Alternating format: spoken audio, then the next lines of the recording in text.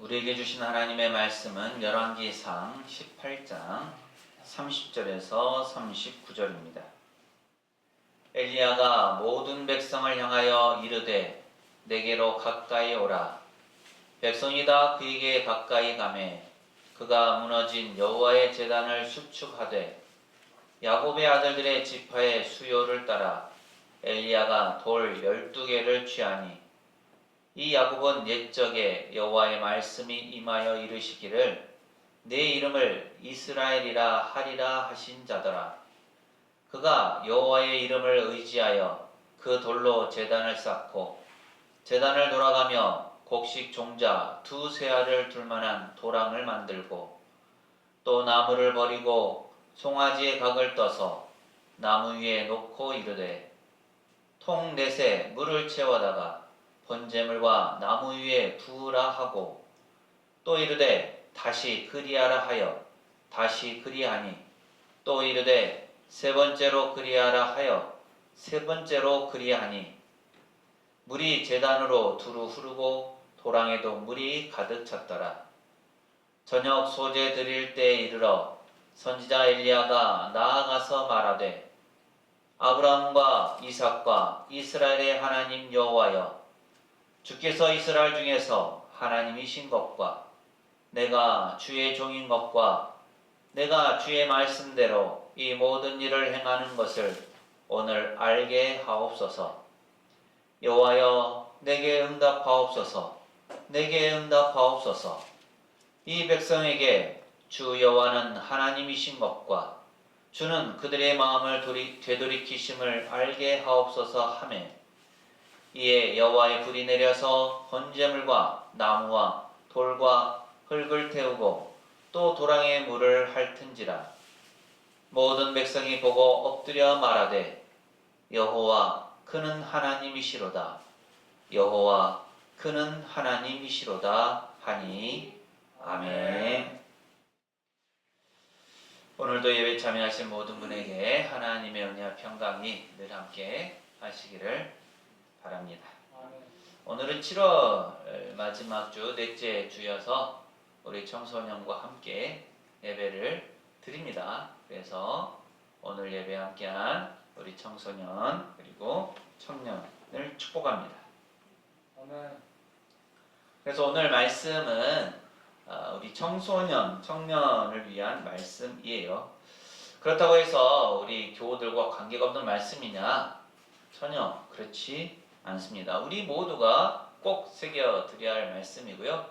어쩌면 너무도 잘 알고 있기 때문에 소홀히 여겨주는 말씀, 하지만 그 말씀 안에 새겨져 있는 의미를 다시 한번 되새기는 시간이 되시길 바랍니다. 그래서 청소년이든 청년이든 장년이든 우리 모두가 주시는 말씀을 통해서 동일한 은혜를 받아 누리시기를 바랍니다.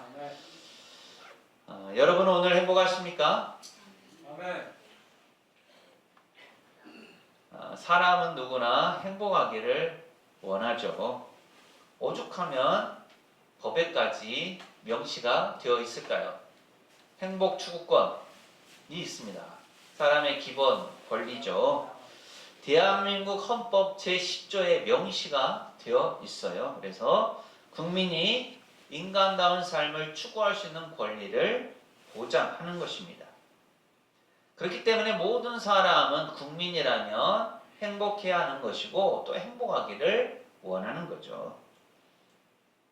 그래서 여러분은 행복하십니까? 우리는 무엇으로 또 어떻게 행복할 수 있을까요?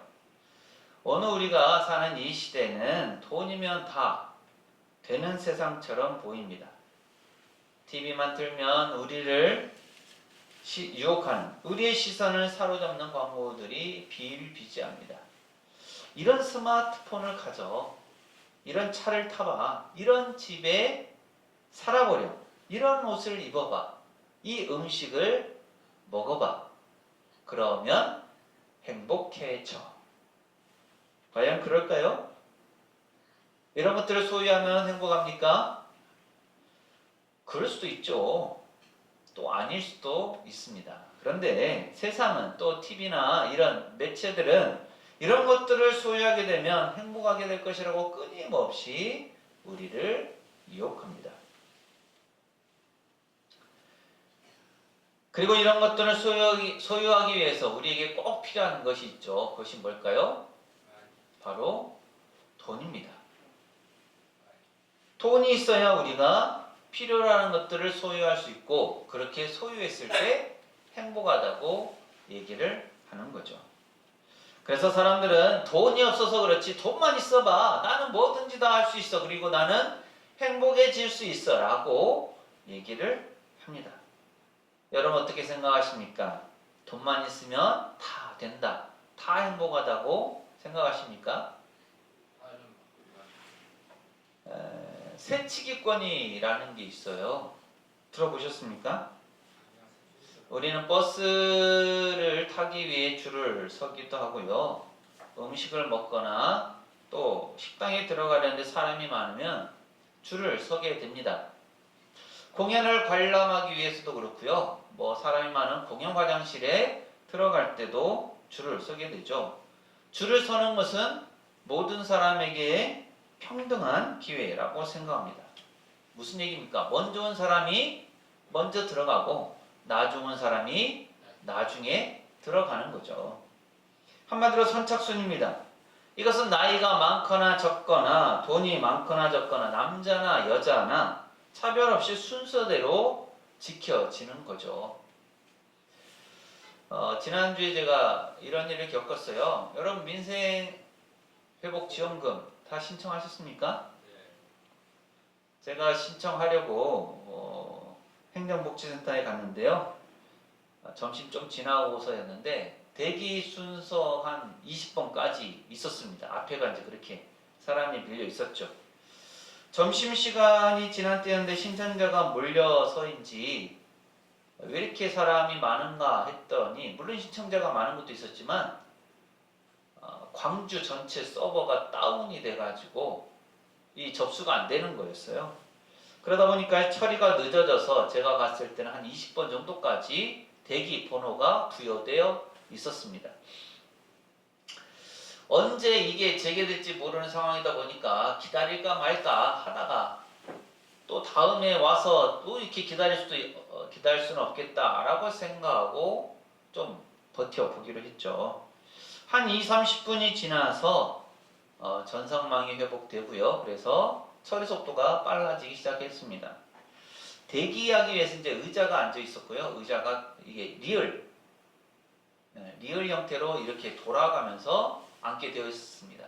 그러니까 앞 사람이 신청하게 되면 그 자리를 옮겨가는 거예요. 계속 이렇게.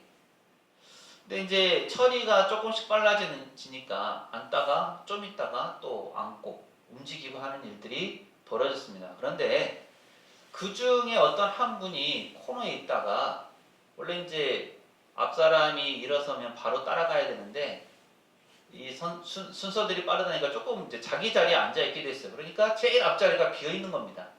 그 뒤에 있던 한 분이 그 앞자리가 비어 있으니까 그 앞으로 네큰 간 거예요.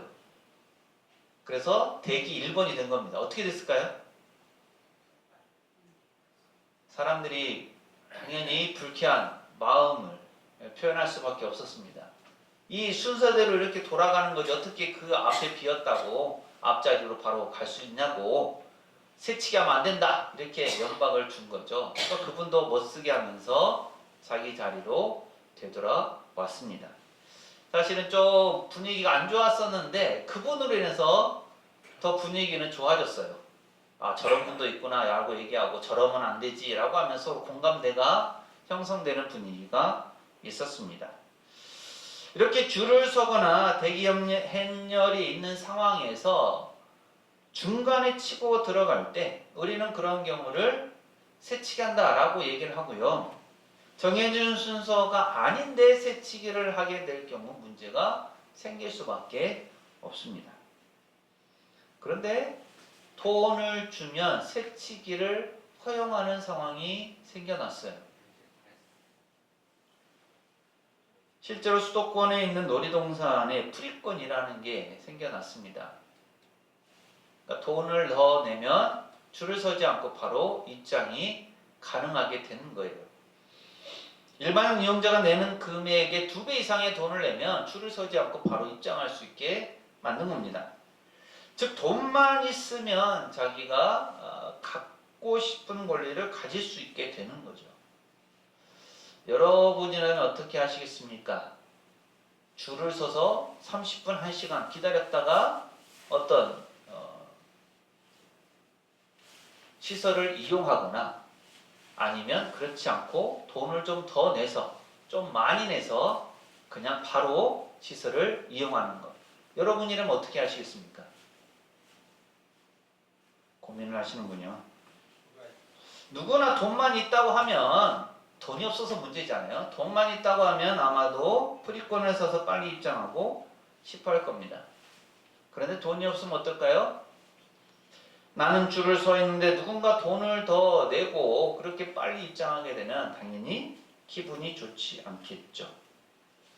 이렇게 돈은 우리가 그동안 가져왔던 기본적인 질서, 그러니까 먼저 온 사람이 먼저 들어가고 나중 온 사람이 나중 들어간다라는 이 질서를 깨뜨리는, 바꾸는 길까지 열어놓게 되었습니다. 물론 이로 인한 문제점들이 있다 보니까 요즘은 스마트 줄서기라고 이제 다른 시스템으로 바뀐 걸로 알고는 있습니다.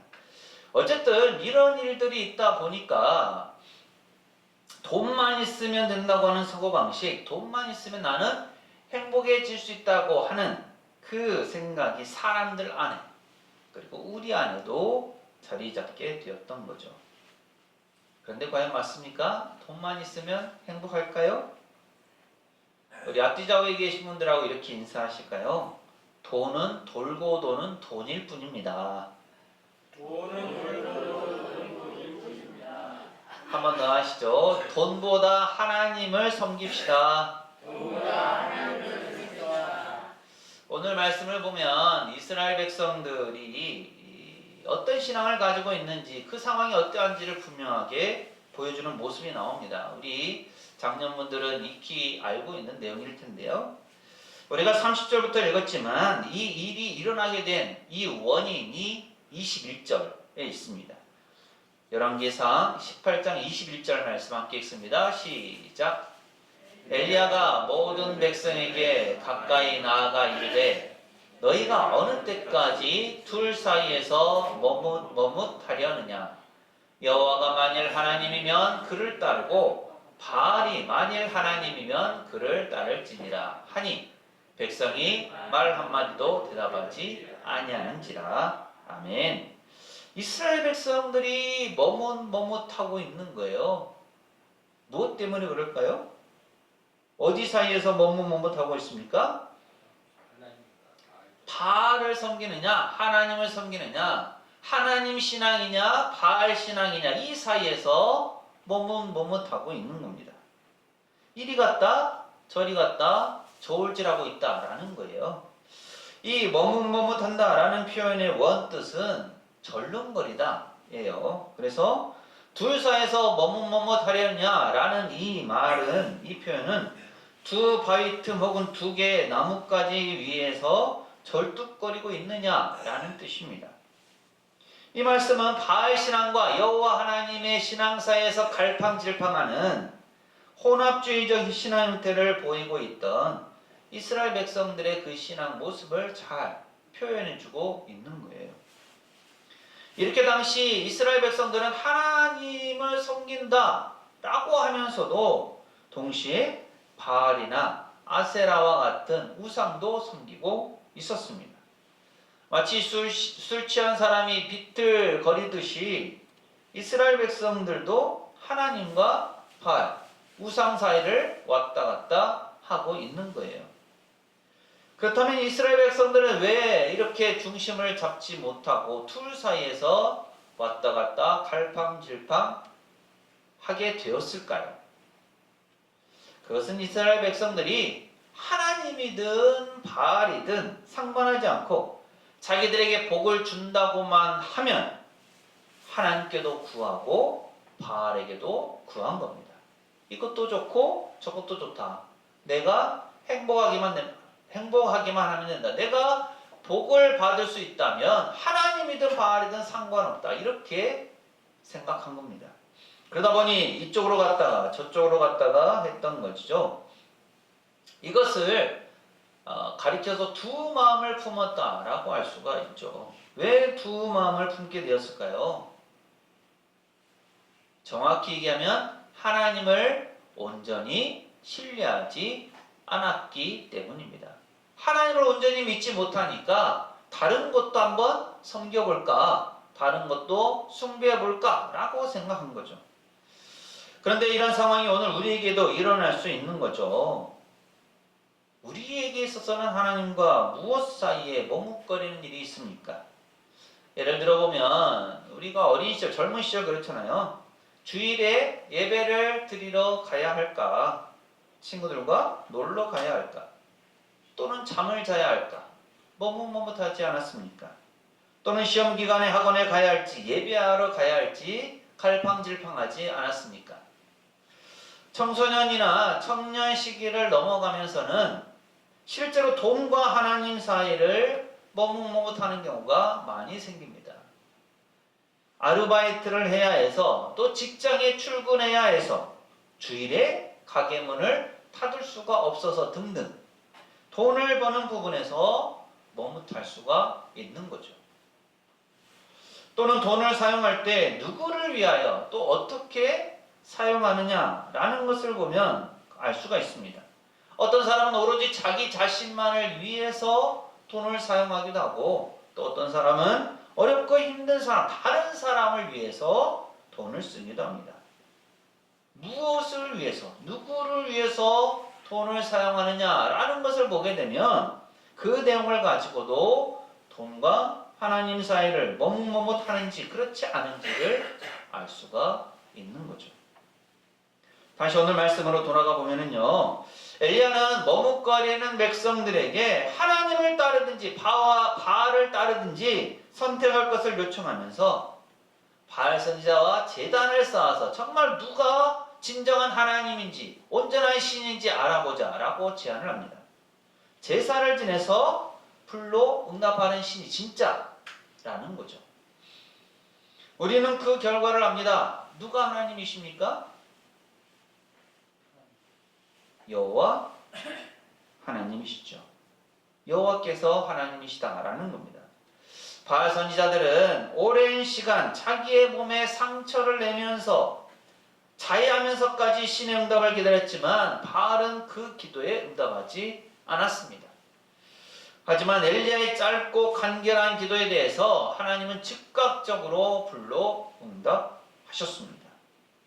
이 상황을 보자 이스라엘 백성들은 분명히 알 수가 있었죠. 어떤 분이 진짜 하나님이시구나, 어떤 분이 진짜 신이구나 라는 것을 이 일을 통해서 알 수 있게 된 겁니다. 그래서 이렇게 고백하죠. 열왕기상 18장 39절 말씀입니다. 함께 있습니다. 시작. 모든 백성이 보고 엎드려 말하되 여호와 그는 하나님이시로다. 여호와 그는 하나님이시로다 하니 아멘. 이스라엘 백성들은 실제로 하나님께서 역사하시는, 여호와 하나님께서 역사하시는 그 놀라운 광경을 눈으로 목격했습니다. 그로 인해서 하나님의 살아계심 또 하나님의 능력을 직접 경험하게 되는 것이죠. 그러다 보니까 이제 더 이상 누가 하나님이냐, 누가 진짜 신이냐 하는 것을 가지고 의심할 수가 없게 되는 거죠. 하나님만이, 여호와만이 유일한 하나님이시구나라는 것을 믿게 된 겁니다. 둘 사이에서 저울질하거나 이쪽 저쪽으로 기웃거릴 일이 이제 없어지게 되는 거죠.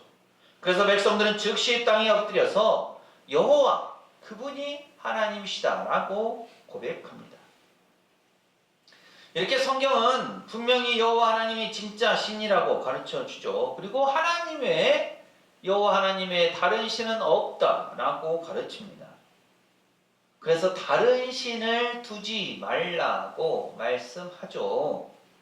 그런데 오늘날 이 다른 신과 같은 강력한 존재가 있다라는 겁니다. 그것이 바로 돈이다는 거죠. 질문 하나 해보죠. 돈이 좋으십니까? 하나님이 좋으십니까? 혜성이는 돈이 좋아요? 하나님이 좋아요? 이거 훌륭해요. 이 질문은 사실 아빠가 좋아, 엄마가 좋아 어렸을 때 많이 질문하잖아요. 근데 이 질문과는 사실 다른 차원이에요. 왜 그럴까요? 아빠나 엄마는 사실 같은 동격이거든요. 부모라는 또 자녀를 키우는 동격으로서 얘기를 합니다. 그러니까 장난 삼아서 또 얘기를 하고 하는 거죠. 하지만 돈과 하나님은 결코 동격이 아니기 때문이다 라는 거예요. 그럼에도 불구하고 이런 질문이 나올 수밖에 없는 것은 그만큼 우리가 돈을 의지하고 믿는 경우들이 많다라는 겁니다.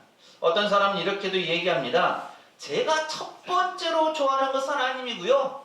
그 다음에 좋아하는 것이 돈입니다. 그러나 성경은 하나님과 돈에 대해서 대립관계로 이야기하고 있습니다.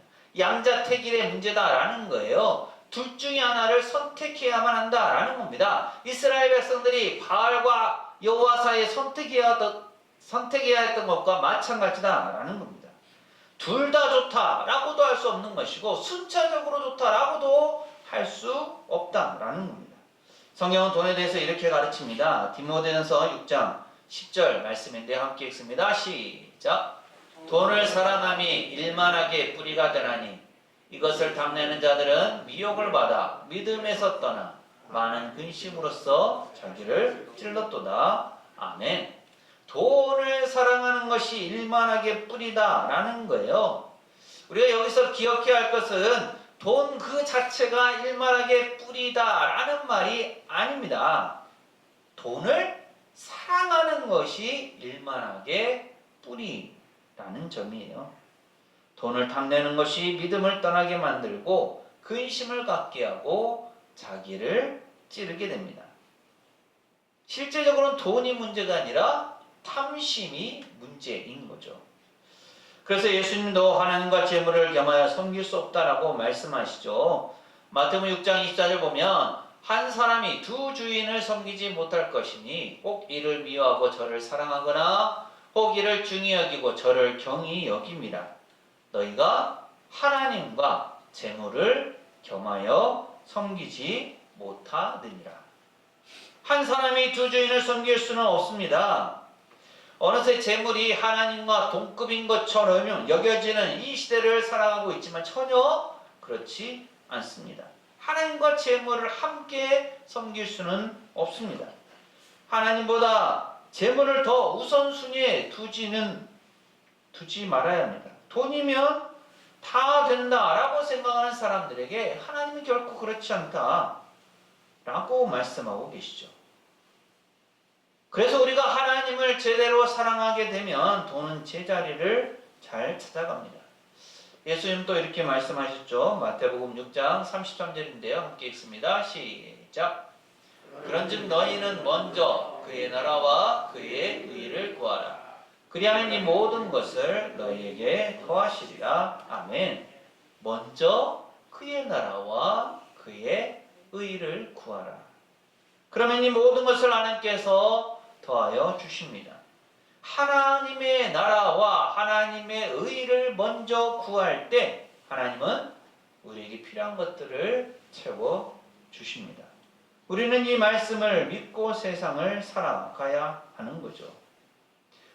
오늘 우리가 사는 이 시대는 돈이 하나님의 자리를 차지하고 있는 시대입니다. 그러다 보니 우리가 돈과 하나님 사이에 머뭇거릴 수 있습니다.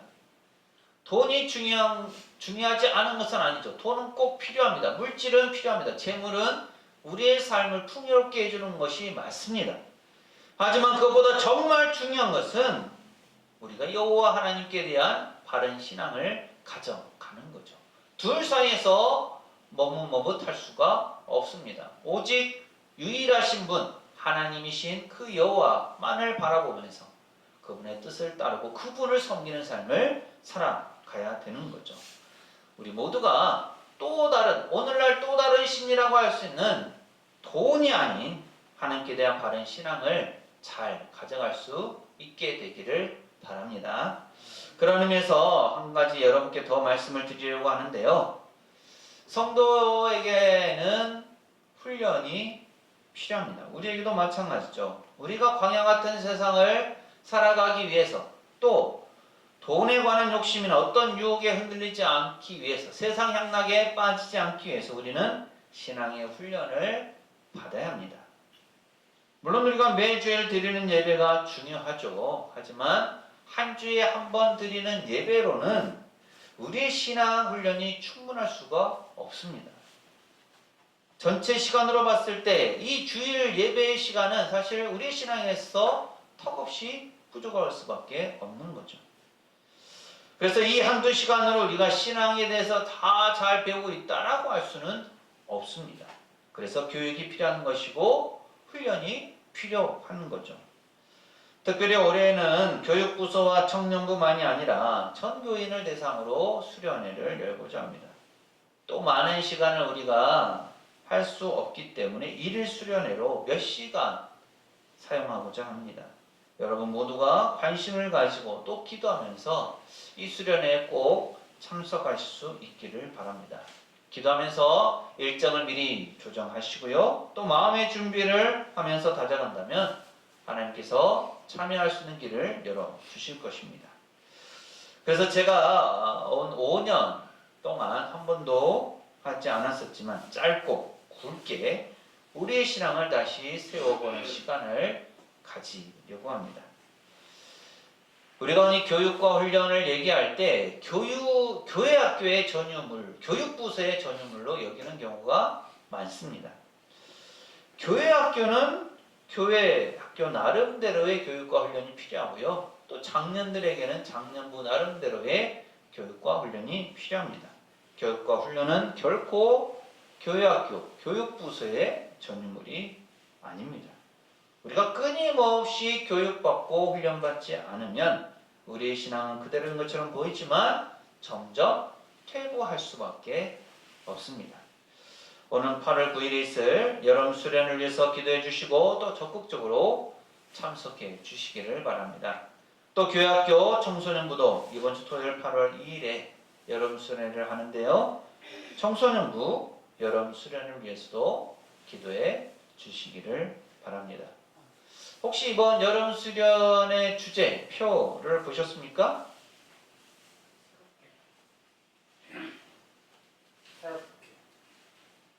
다시 새롭게입니다. 이번 여름 수련을 통해서 우리 교회가 다시 새롭게 일어서서 하나님의 뜻을 온전히 성취해 나갈 수 있게 되기를 바랍니다. 이 복되고 귀한 일에 함께하는 우리 모든 교우들이 되시기를 간절히 소망합니다. 기도합니다. 유일하신 여호와 하나님, 돈이면 다 된다고 하는 이 세상 속에서 저희들이 현혹되지 않기를 원합니다. 어느새 돈이 하나님을 위협할 정도가 되었는데 저희가 돈과 하나님 사이에서 머뭇거리지 않게 하옵소서. 여호와 하나님을 바로 알게 도와주시고 하나님을 저희의 삶의 중심에 두며 살아가게 하옵소서. 아멘. 이번 주 토요일과 다음 주 토요일에 있을 수련회 가운데 함께 하셔서 저희가 하나님 앞에 바로 서는 계기가 되게 하시고 하나님의 말씀에 순종함으로 하나님의 뜻을 세상에 펼쳐가게 하옵소서. 아멘. 수련회를 준비함에 있어서 부족함이 없게 하시고 수련회에 저희 모두가 참여함으로 교육받고 훈련받아 더 성장해가는 세상의 식구들이 되게 하옵소서. 예수님 이름으로 기도합니다. 아멘. 재물과 하나님을 같이 섬길 수는 없습니다.